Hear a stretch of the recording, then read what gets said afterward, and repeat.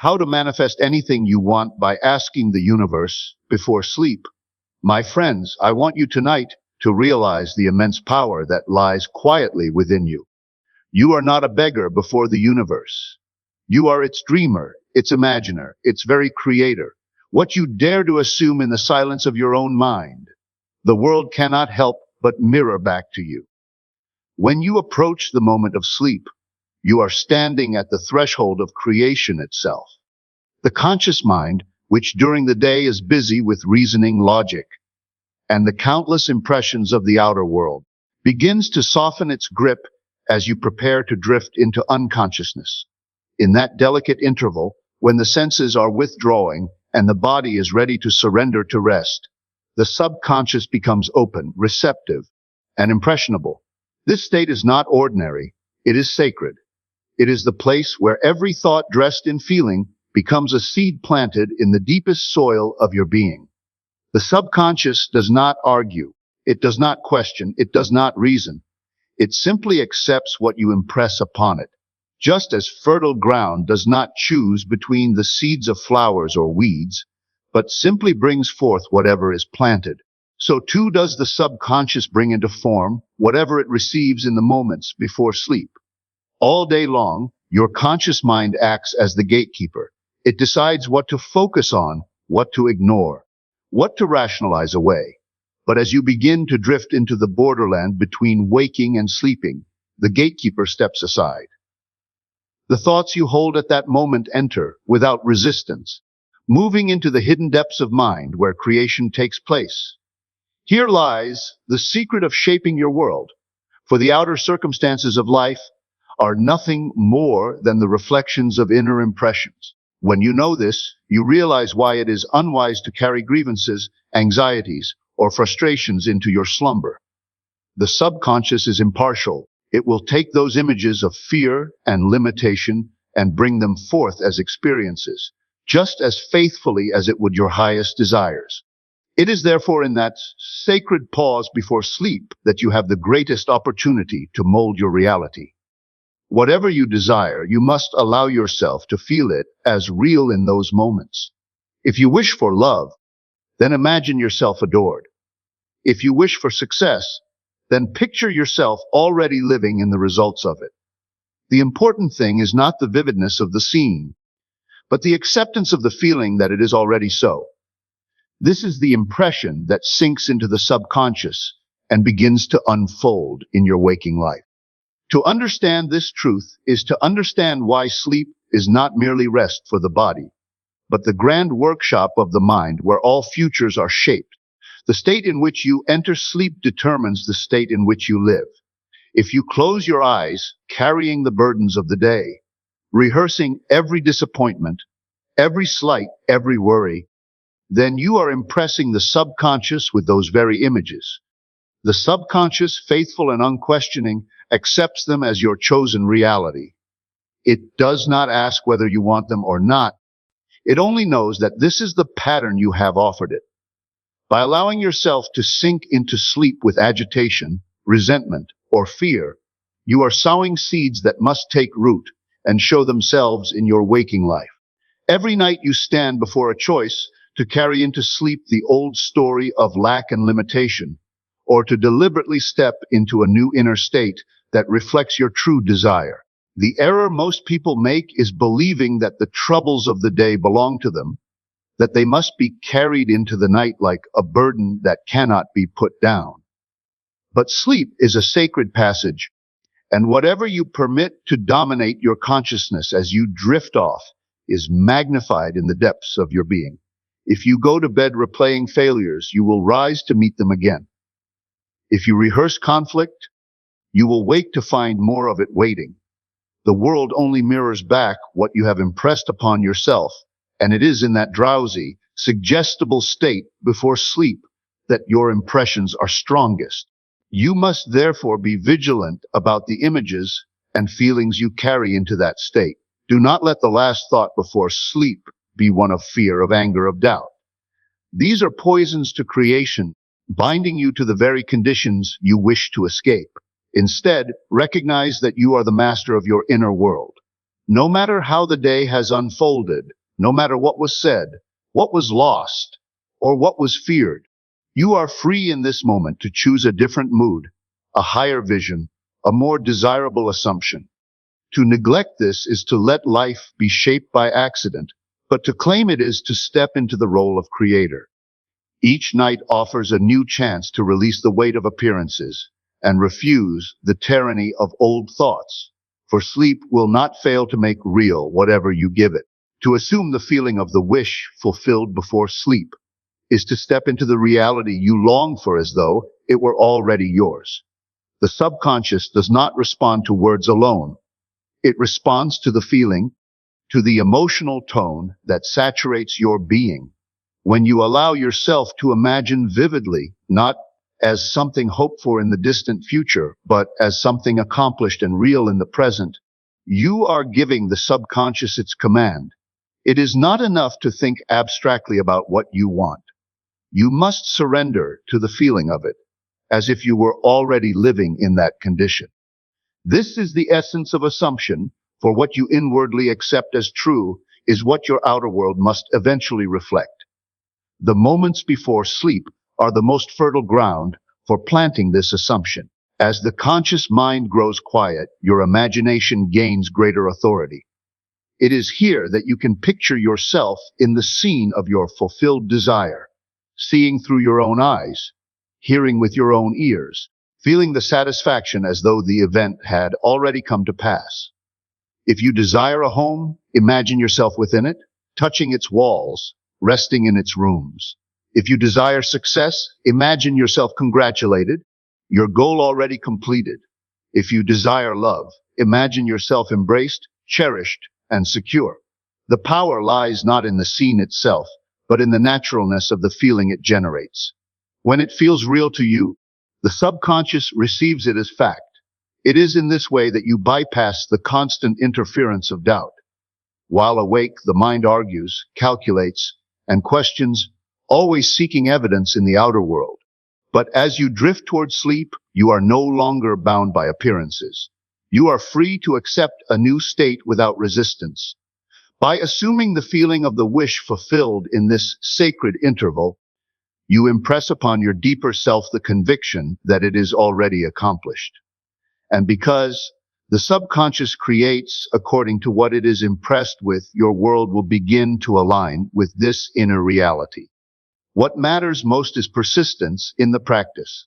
Night after night, you carry into sleep not the memory of lack, but the sensation of fulfillment, until the subconscious accepts it fully and your outer life yields to the inner command.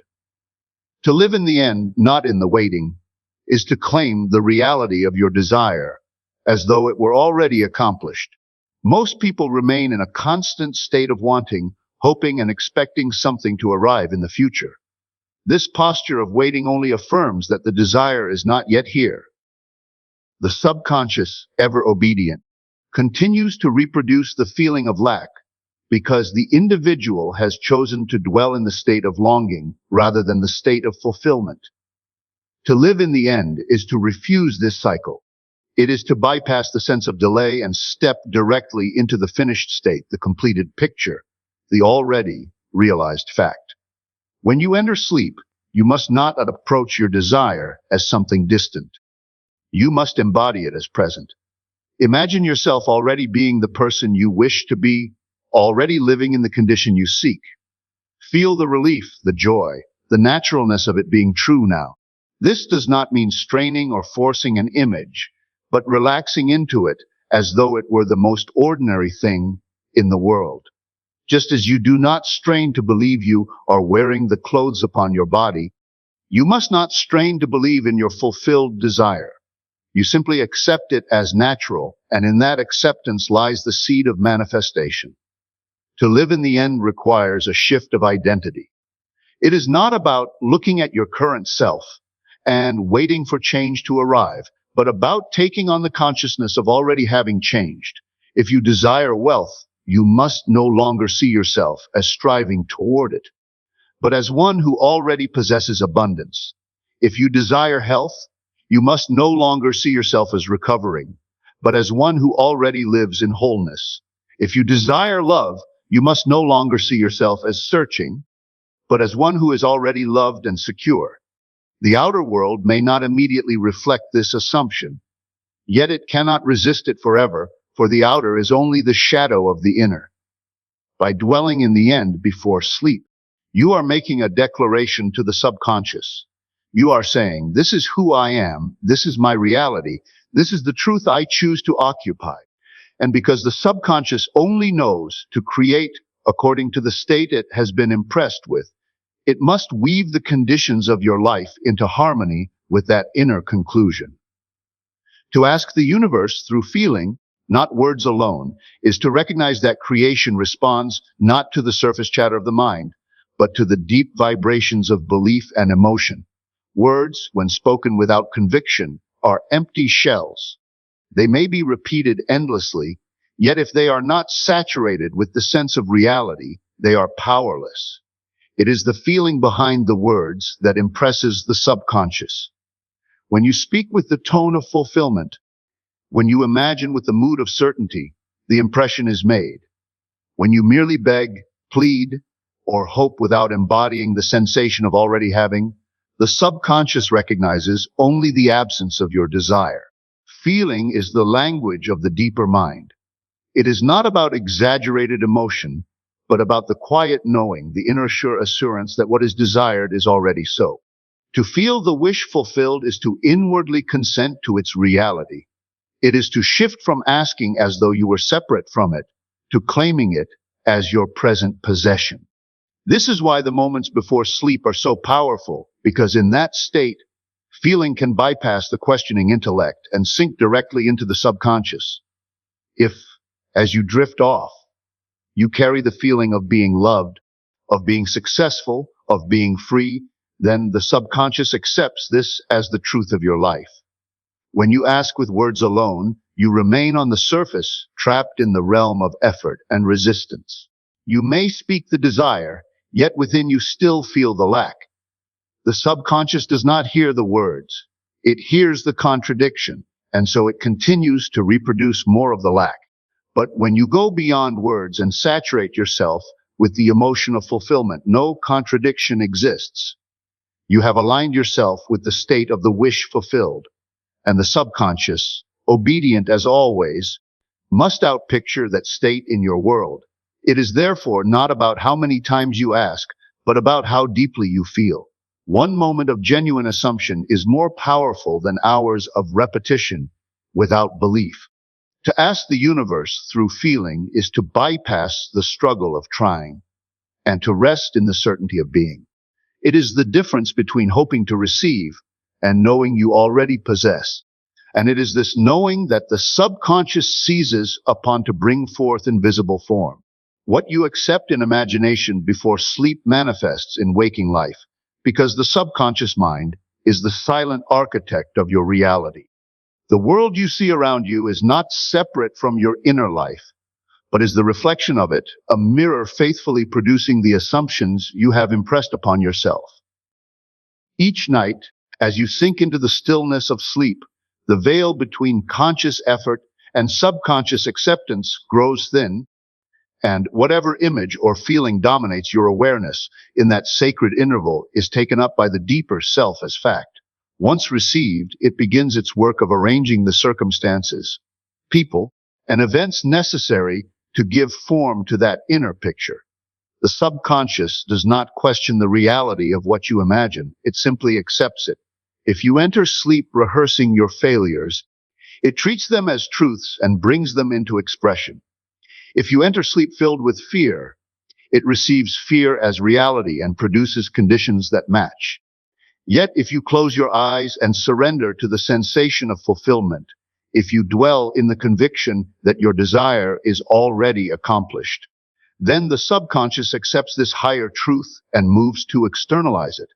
The outer world, which seems so solid and unyielding, is nothing but the shadow cast by your inner assumptions. Change the assumption, and the shadow must change as well.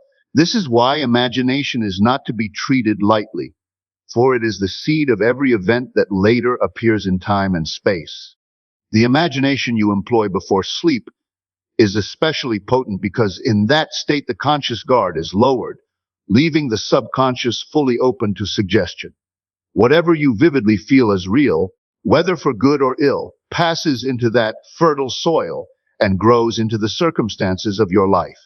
To imagine lack is to guarantee lack. To imagine fulfillment is to guarantee fulfillment. The waking world is therefore the harvest of yesterday's imaginal acts. What you experience in the day is only the out-picturing of the states you have previously entertained. Knowing this, you understand the power that rests in your hands each night.